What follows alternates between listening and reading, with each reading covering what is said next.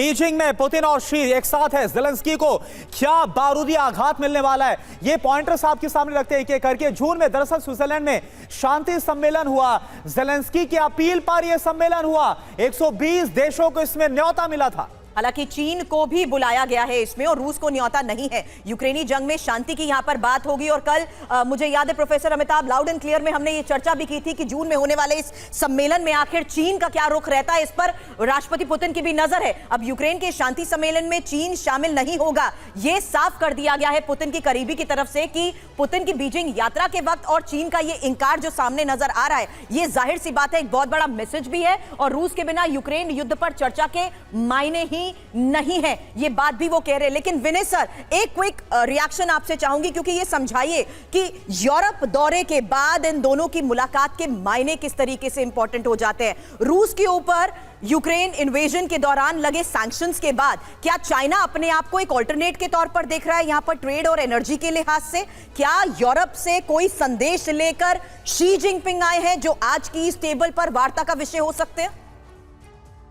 बात यह है कि चाइना जो है बिहाइंड द सीन डिप्लोमेसी काफ़ी एक्टिव कर रहा है। और जहाँ तक मुझे लगता है कि राष्ट्रपति मैक्रोन से उनकी जो बातचीत हुई है उसमें कुछ निकल कर आया है। चीन ने शायद वहाँ स्पष्ट कर दिया है कि वो नहीं शामिल होगा अगर रूस को नहीं बुलाया गया।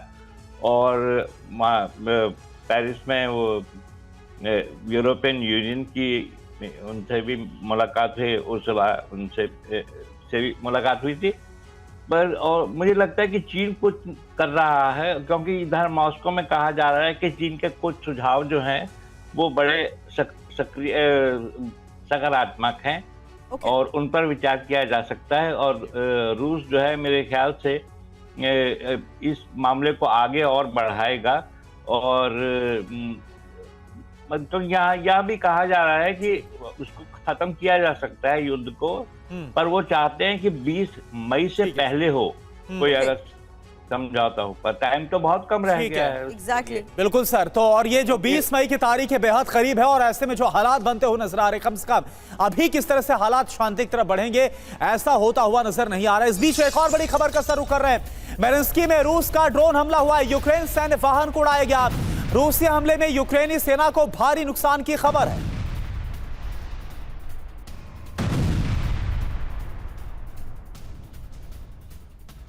डोनेट्स्क में रूस यूक्रेन के बीच भीषण जंग को लेकर खबर यह कि यूक्रेनी पैराट्रूपर्स ने अब रूसी हमले को नाकाम कर दिया है। यूक्रेन ने रूसी सेना पर बारूद बरसाया है। तो युद्ध के दौरान किस तरीके से रूस अब एक्शन तेजी से बढ़ाते हुए डोनेट्स्क में हमले को अंजाम दे रहा है, उसकी तस्वीर आप देख रहे हैं, क्योंकि बड़े दावे हो रहे हैं।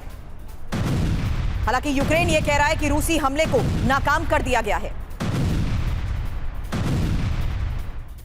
वहीं एक और सबसे बड़ी खबर यह है कि युद्ध के दौरान रूस ने भी बड़ी तैयारी कर ली और रूस ने सुखोई की प्रोडक्शन को बढ़ाने का फैसला लिया है। जहां आपको बता दें Su-35, Su-57 की प्रोडक्शन को बढ़ाने को लेकर इस वक्त ये सबसे बड़ी खबर मिल रही है।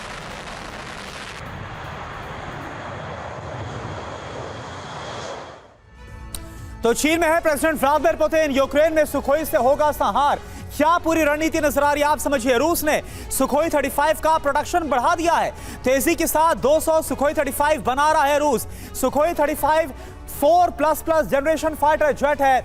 सुखोई 35 ग्राउंड और एयर ट्रायल में काफी कामयाब है। सुखोई 35 के नए बैच से एयरफोर्स काफी आधुनिक होगा। रूस ने सुखोई 57 का प्रोडक्शन भी डबल कर दिया है। संजय सोई सर, मेरा सवाल आपसे, आप देखिए खार्किव की जो डिफेंस लाइन है, जैसे रूस ने उसको ब्रेक किया, इसके बाद कल वोलोदिमीर ज़ेलेंस्की ये बोलते हैं कि अब वो कहीं पर भी तमाम जो उनके इंटरनेशनल दौरे उन सबको कैंसिल कर दिया गया। लेकिन व्लादिमीर पुतिन इसके उल्टा चीन जा पहुंचे, वहां का वो विजिट कर रहे हैं। क्या आपको रणनीति बनती हुई नजर आ रही है, क्या आपको होता हुआ नजर आ रहा है?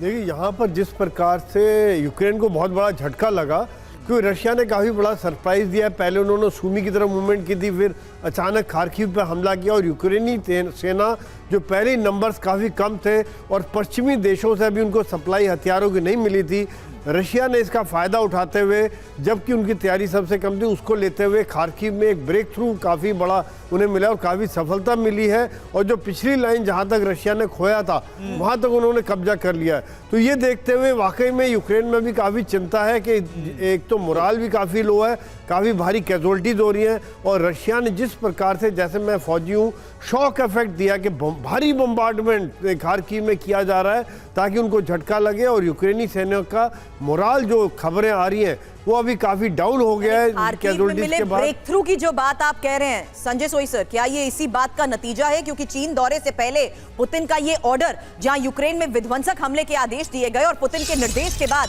जिस तरीके से हमले तेज हो चुके हैं, यूक्रेन के कई इलाकों में बारूद बरसाया गया है। ये एक और बड़ी खबर मिल रही है, यूक्रेन के कुछ इलाकों पर कब्जे की खबर भी आ रही है।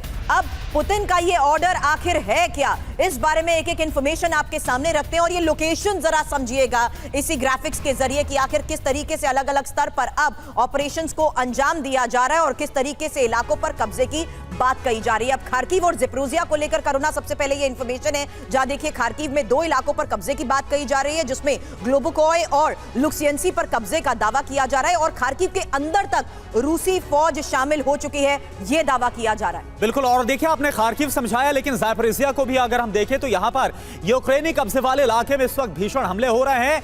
रेबोटिनो इलाके पर कब्जा हुआ है, ये जानकारी इस वक्त सामने अब इसमें जरूरी और महत्वपूर्ण बात यह हो जाती है कि पुतिन के आदेश के बाद अब सेवर ग्रुप, नीपर ग्रुप किस तरीके से और आक्रामक हो चुके हैं।